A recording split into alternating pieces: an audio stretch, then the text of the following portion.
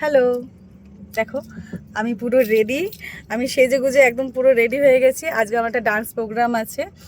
All India শিল্পী সাংসদের পক্ষ থেকে রথযাত্রা উপলক্ষে ওনারা একটা প্রোগ্রাম অ্যারেঞ্জ করেছে, আর সেখানে আমাকে বলা হয়েছে ওড়িশি নৃত্য করতে। তো আমি পুরো রেডি হয়ে গেছি। রেডি হয়ে এখন আমি যাচ্ছি প্রোগ্রামে। ওনারা আমার জন্য গাড়ি পাঠিয়েছেন। তো এখন আমি গাড়িতে ওখানে যাই, গিয়ে দেখি কি হয়। খুব টেনশন হচ্ছে, একটু নার্ভাস তো ফিল করছি, ভীষণই নার্ভাস লাগছে। তো শুনেছি নাকি ওখানে অনেক ক্রাউড, তো তার জন্য আমার একটু টেনশন হচ্ছে, কিন্তু অতটা টেনশন নেই, কারণ আমার সাথে আমার বডিগার্ড যাচ্ছে। দাঁড়াও তোমাদেরকে আমার বডিগার্ডকে দেখাই। বডিগার্ড, কিছু বলুন, কিছু বল। কি বলবো, আমারও টেনশন হচ্ছে। আমার বডিগার্ডই টেনশন করছে, আমি জানি না আমি কি করব।